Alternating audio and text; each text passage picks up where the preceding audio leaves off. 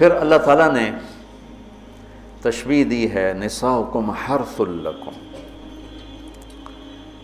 فأتوا حرثکم انا شئتم وقدموا لانفسکم، تمہاری بیوی تمہاری کھیتی ہے۔ کیا تشبیہ ہے خوبصورت دوسری، وہاں لباس یہاں کھیتی۔ میرا زمیندار گھرانے سے تعلق، لہذا بچپن سے کھیتی کو ہوتا بھی دیکھ رہے ہیں اور کیسے اس پہ جان لگتی وہ بھی دیکھ رہے ہیں۔ میں نے فزیکلی زندگی میں 4 مہینے زمیندارہ کروایا تھا 1984، یعنی پورے پروسیس سے گزرا، جیسے ایک مزدور کرتا ہے ایسے اپنے مزدوروں کے ساتھ مل کر۔ کتنی خوبصورت تشبیہ ہے۔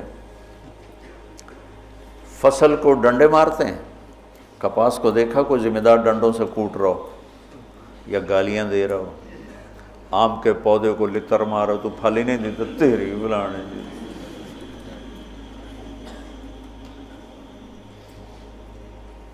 کنو پہ پھل نہیں لگا تو ڈنڈا اٹھا کے چلا رہا ہو۔ فصل کو کتنے پیار سے پروان چڑھاتے، جس وقت میں فصل کی جو ضرورت ہوتی ہے کس طرح مہیا کرتے ہیں۔ میں نے وہ 4 مہینے ذمہ دارہ کیوں کیا؟ پچھلے 3 سال ہماری فصلیں سب فیل ہو گئی اور قرضے یہاں تک چڑھ گئے۔ ہمارے پاس کوئی جمع پونجی تاجروں کی طرح تو ہوتی نہیں، یہاں تک چڑھ گئے۔ تو میں نے چھٹی لی رائمنڈ سے 4 مہینے اور اپنا ذمہ دارہ خود سنبھالا، کہ مجھے ڈر لگا کہ اگر اس دفعہ بھی ہماری فصل نہ ہوئی تو پھر زمین بیچ کے قرضہ دینا پڑے گا۔ تو 3 سال کے پیچھے قرضے چڑھے تو میرے پاس تو پیسہ ہی نہیں تھا کہ میں کھاد کیسے لوں، سپرے کیسے لوں، جی ڈیزل کیسے لوں۔ لیکن جس وقت کپاس کہتی پانی چاہیے، میری جیب میں پیسہ نہیں، میں بھاگ رہا ہوں، کہیں سے ادھار پکڑ رہا ہوں، کہیں سے کوئی پلاٹ بیچ رہا ہوں، کوئی درخت بیچ رہا ہوں اور اس کو پانی پلانے کے لیے انتظام کر رہا ہوں۔ وہ کہتے مجھے کھاد چاہیے، تو میں بلاتا فوری طور پہ، یہ ٹالی بیچنی ہے بھائی، ٹالی کا درخت ہوتا ہے نا، ککر بہت زیادہ تھے، میرے والد صاحب کو درختوں کا بڑا شوق تھا تو بے شمار کھڑے تھے، تو 1-2 بیچے، چلو بھائی کھاد لے آؤ، وہ لے آؤ، سپرے لے آؤ۔ میں نے کسی جگہ یہ نہیں کہا کہ میرے پاس پیسے نہیں تو میں کھاد کیسے لوں، میں سپرے کیسے کروں، نہیں کرتا، نہیں۔ جو میری کپاس نے مانگا میں اس کو دیتا رہا، میں اس کو دیتا رہا، میں اس کو دیتا رہا۔ اور اوپر کھڑے ہو روزہ جون میں 15 ایکڑ میں ٹریکٹر کے ساتھ بھاگتا تھا روزہ رکھ کے۔ اب تو سردرد نے مجھے گرا کے رکھ دیا ہے۔ 15 ایکڑ جون میں ٹریکٹر کے پیچھے بھاگ رہا ہوتا تھا، وہ گوڈی کر رہا ہے تو کہیں کوئی پودا نہ اکھڑ جائے، وہ بیج گرا رہا ہے تو کہیں کوئی بیج وہ کہیں پھنس نہ جائے اور وہ زمین خالی رہ جائے۔ جتنی ایک کھیتی کی محنت ہے اس کا 100واں حصہ بیوی کے ساتھ اخلاق بنا لو تو آپ کی فصل برابر ہو جائے۔ نساؤکم حرث لکم، اگر درخت نے پھل نہیں دیا تو میں کٹواتا نہیں ہوں، میں اس کا علاج کرتا ہوں، میں اس کا مرض ڈھونڈتا ہوں۔ پچھلے سال ایک آم کا پودا پھل نہیں دے رہا تھا تو مجھے تو اب اتنی سمجھ نہیں، تو میں نے اپنے دوست کو بلایا، میں نے کہا یار ذرا اس کو دیکھو، اس کو کیا مسئلہ ہے، یہ پھل نہیں دے رہا ہے۔ تو اس نے اس کا علاج بتایا کہ اس کا یہ کریں، یہ کریں، یہ کریں۔ تو پھل نہیں دیتی تو میں پریشان ہوتا ہوں اور میں اس کی خدمت کرتا ہوں، خدمت بڑھاتا ہوں۔ اب اس کو آپ رشتوں پہ اس رشتے پر فٹ کرتے جاؤ کہ بھائی تمہاری بیوی بہت بدتمیز ہے تو سمجھو درخت ہے پھل کوئی نہیں، تو اب وہ پانی مانگے تم پانی دو، وہ محبت مانگے تم محبت دو، وہ روٹی مانگے تم روٹی دو، وہ لباس مانگے تم لباس دو۔ چونکہ محبت ایک اتنا بڑا جادو ہے کہ ساری دنیا کے جادوؤں کا توڑ موجود ہے، محبت کے جادو کا توڑ کوئی نہیں۔ بادن ہوا کا صبرت ام لم تصبرا وبکاک ان لم یجر دمعک او جرا امر الفؤاد لسانہ وجفونہ فکتمنہ وکفا بجسمک مخبرا۔ محبت کا جادو سر چڑھ کے بولتا ہے۔ پھر کوئی کھیتی ایسی نہیں جس میں گندی جھاڑیاں نہ پیدا ہوتی، دنیا بھر میں پھر کے دیکھ لیا ہے، بڑے بڑے فارم دیکھ لی، کوئی کھیتی ایسی نہیں ہے جس میں گندی جھاڑی نہ پیدا ہوتی ہو، کوئی خامند بیوی کا رشتہ ایسا نہیں ہے جس میں اونچ نیچ نہ ہوتی ہو۔ ہم فصل کو بچاتے ہیں اور گندی جھاڑیوں کو نکالتے ہیں، اور گندی جھاڑیاں خود پیدا ہوتی ہیں اور فصل کو پیدا کرنا پڑتا ہے۔ بد اخلاقی خود آئے گی، اخلاق کو بنانا پڑے گا، غصہ خود آئے گا، ضبط کو بنانا پڑے گا، زبان تیز خود ہوگی، اسے ٹھنڈا کرنا پڑے گا، طبیعت میں نفرت پیدا ہوگی، اسے محبت میں بدل۔ یہ سب گندی جھاڑیاں ہیں۔ خامند اور بیوی کھیتی سے تشبیہ ہے تو زمین کیا ہے؟ دل ہے، اور گندی جھاڑیاں کیا ہیں؟ تانے، بولیاں، نفرت، غصے، مار پٹائی، کبھی خامند کی طرف سے، کبھی لڑکی والوں کی طرف سے، کبھی لڑکے والوں کی طرف سے، کبھی سسرال کی طرف سے، کبھی ساس سسر کی طرف سے، کبھی بھائی بہنوں کی طرف سے۔ ایک بچہ بتا رہا تھا کہ میرا باپ میری ماں کو مارتا تو میرے چاچا بھی آ کے مارنا شروع کر دیتے، جن کنبختوں کا اس کے ساتھ کوئی رشتہ ہی کوئی نہیں، کہ وہ میری ماں کو مارتا میرا باپ تو میرے چاچا بھی آ کے ساتھ ہی اپنے بھائی کے میری ماں کو مارنا شروع کر دیتے تھے۔ یہیں کی کہانی سنا رہا۔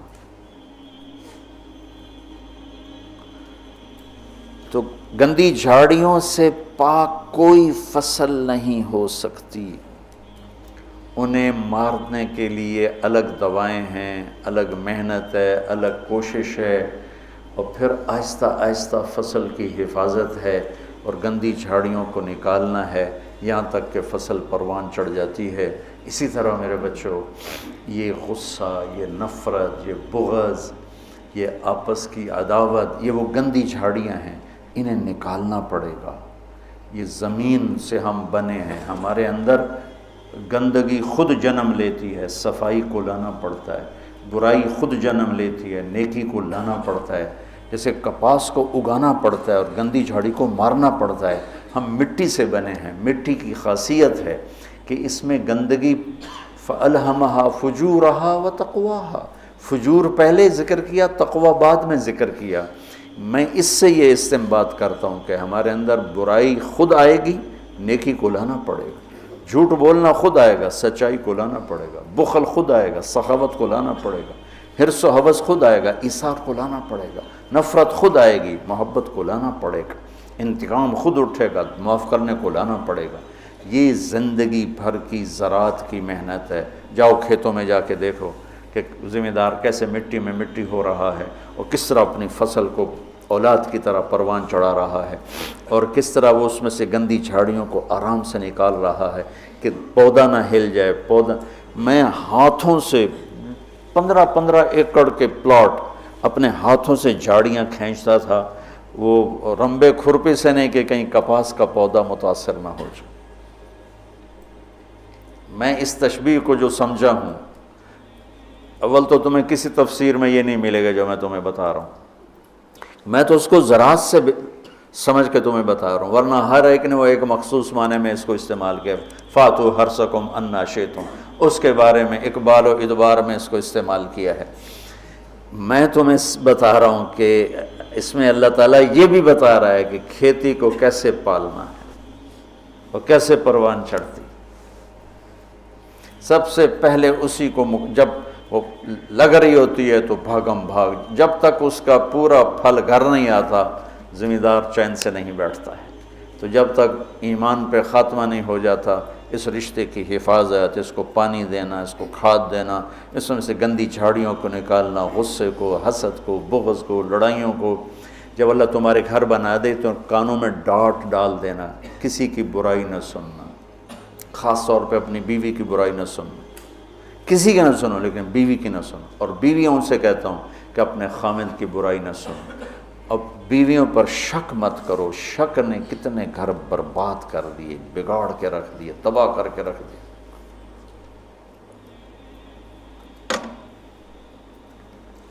اعتماد کرو۔ نکاح کا ایک مطلب ہے عورت پر مرد کا اعتماد کرنا۔ اب یہ موبائل کا زمانہ ہے، بیویاں خامدوں کو موبائل ڈھونڈ رہی ہوتی ہیں اور خامد بیویوں کو موبائل ڈھونڈ رہے ہوتے ہیں کہ کتھے میسج کیتا، کتھوں میسج آیا۔ یہ ایسی بدتمیزی، بد اخلاقی، یہ زندگی کے ماتھے پر بہت گندا بدنما داغ ہے۔ میں قربان جاؤں اپنے نبی کی سن، جو حضرت عائشہ پہ تہمت لگی کوئی ایسے نہیں لگی، بہت بڑی حکمتیں تھی پیچھے، اور سارا ماحول متاثر ہو چکا ہے، وحی بند ہے، اور میرے نبی کہہ رہے ہیں عائشہ کوئی غلطی ہوئی ہے تو توبہ کرو، اللہ معاف کر دے گا۔ ذرا اپنے آپ کو یہاں خود اپنے آپ کو بٹھا کے سوچو۔ میں قربان جاؤں، کیا ظرف ہے میرے نبی کا، عائشہ کوئی غلطی ہوئی ہے تو توبہ کر، اللہ معاف کر دے گا۔ یہ نہیں کہ غلطی بتا میں تمہیں ابھی طلاق دیتا ہوں، ابھی تیرا سر اتارتا ہوں۔ کتنی بچیاں شک کی بنیاد پہ ذبح کر دی، لڑکے شادیاں کر کے زنا کرتے ہیں، اور بچی سے پر شک پڑ جائے تو اسے جان سے مار دیتے۔ لڑکا گناہ کرے، لڑکی کرے، دونوں ہی بشر ہیں، دونوں ہی انسان ہیں، اس سے بھی خطا ہو سکتی، اس سے بھی ہو سکتی۔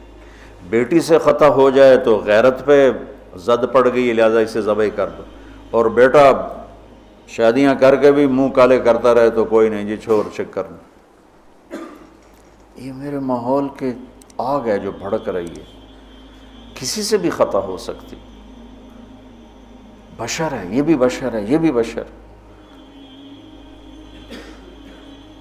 اور میرے نبی، میں قربان جاؤں، واہ یا رسول اللہ، واہ یا رسول اللہ، واہ یا رسول اللہ۔ عائشہ اگر کوئی کمی ہوئی ہے تو توبہ کر لے، اللہ معاف کر دے گا۔ اللہ اکبر، سوچو تو صحیح، اس سے زیادہ کوئی عورت کو کون عزت دے گا؟ کہ آپ نے ان کو ایک بشر سمجھ کے کہا، ہوئی ہے کوئی کمی تو توبہ کر، اللہ معاف کر دے، نہیں ہوئی تو اللہ تیری شان میں کچھ نہ کچھ ضرور تیری صفائی دے گا۔ اسی وقت پھر اللہ نے جبریل کو اتارا۔ کشاف والے کیا ہیں، جار اللہ، وہ کہتے ہیں کہ پورے قرآن میں اللہ اتنا غضبناک ہو کے نہیں بولا جتنا ان 11 آیات میں غضبناک ہو کے بولا ہے۔ اتنا کفر کے خلاف بھی اللہ غصے میں نہیں بولا جتنا ان میں بولا ہے۔ اب شیخ رمضی جیسے ڈھونڈیں کہ وہ غصے والا اظہار کیا ہے، میں نے تو خالی پڑھا ہے، تو میں نے اس کو ڈھونڈنے کی کوشش بھی کی کہ بھئی وہ کیا چیز ہے جو یہاں ہے اور کفار کے، فرعون کے لیے بھی نہیں، حامان شداد کے لیے بھی نہیں، جو تہمت لگانے والوں کے خلاف اللہ تعالیٰ نے غیظ و غضب کے ساتھ بات کی۔ تمہاری اس سے زیادہ میں گھر کی مثال اور تمہیں کیا پیش کروں؟ عائشہ اگر کوئی ہوا ہے تو توبہ کر لے، اللہ معاف کر دے۔ سبحان اللہ۔ پھر اللہ نے اسی وقت آیت کو اتار دی، تو آپ نے ماتھا پہ پسینہ تھا، مسکرایا، عائشہ مبارک ہو، اللہ نے تجھے بری و ذمہ قرار دے دی۔ ام رومان کہنے لگی اٹھو اللہ کے رسول کا شکر ادا کرو گا، نہیں، اس کا شکر ادا کریں گی جو میری گواہی دینے آیا، جو میری گواہی دینے آیا۔ تو یہ گھر کی زندگی کے وہ مسائل ہیں بچوں جس میں پوری امت اس وقت مبتلا ہے، خاص طور پر میرا ملک بر صغیر۔ میں چاہتا ہوں تم سیرت مبارکہ سے اثر لو، اللہ کے واسطے قرآن سے جڑو، سیرت سے جڑو۔ میرے نبی نے کیا کیا؟ ہم صرف بزرگوں پہ اٹک جاتے ہیں، اکابر پہ اٹک جاتے ہیں، آگے نہیں جاتے ہیں۔ ہمارے اکابر ہمارا سرمایہ ہیں، ہمارے لیے عالم الہدا ہیں، روشنی کے مینار ہیں، ان سے استفادہ کے بغیر ہم جاہل ہیں، لیکن وہ بھی ہماری طرح انسان ہیں۔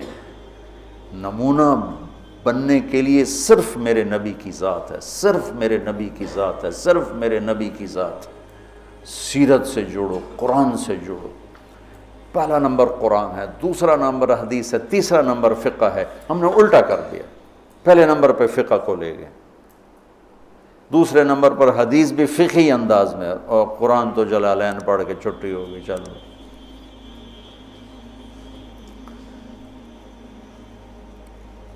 تو میں چاہتا ہوں دنیا سے جانے سے پہلے اللہ میرے ذریعے سے ایک ایسا طبقہ تیار کر دے جو قرآن سے جڑا ہوا، جو حدیث سے سیرت سے جڑا ہوا۔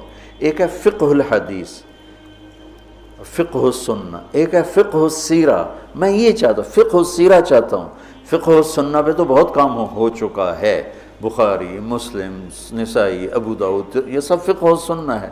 فقہ السیرہ کہ میرے نبی کی زندگی سے مجھے کیا روشنی ملتی ہے، وہ چاہتا ہوں۔ اللہ تعالیٰ مجھے بھی دے دے، اللہ آپ کو بھی دے دے۔ اللہم لک الحمد کما انت اہلہ، وصلی علی محمد کما انت اہلہ، وافعل بنا ما انت اہلہ، انک اہل التقوی و اہل المغفرہ۔ یا اللہ ہمیں قرآن سے جوڑ دے، یا اللہ ہمیں اپنے حبیب سے جوڑ دے، یا اللہ ہمیں سیرت سے جوڑ دے، یا اللہ ہمارا آئیڈیل اپنے نبی کو بنا دے، یا اللہ ہماری ہر ادا سنت میں ڈھال دے، یا اللہ ان بچوں کو قبول فرما، یا اللہ انہیں ہر جگہ جہاں یہ جائیں ہدایت کا ذریعہ بنا، ہدایت کا ذریعہ بنا، ہدایت کا ذریعہ بنا۔ یہ ہمارے شاخیں اور یہ ہمارا مرکز، اس سب کو اپنے فضل و کرم سے قبولیت کا شرف نصیب فرما۔ جتنے دوست شریک مجلس ہیں یا سن رہے ہیں اور ہاتھ اٹھائے ہوئے ہیں، یا اللہ سب سے راضی ہو جا، سب کی دنیا بھی بنا دے، سب کی آخرت بھی بنا دے۔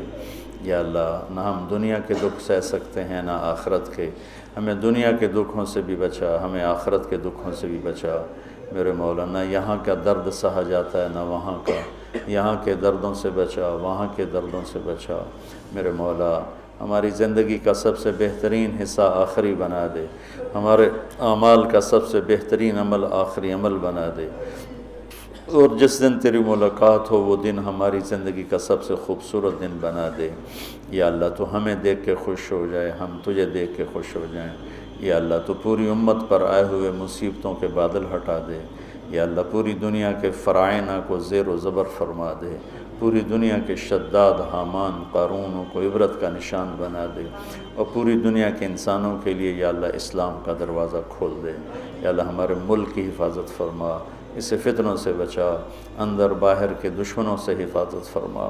یا اللہ تو ہماری بھی حفاظت فرما، ہماری نسلوں کی بھی حفاظت فرما۔ یا اللہ ہم سب سے راضی ہو جا، آمین۔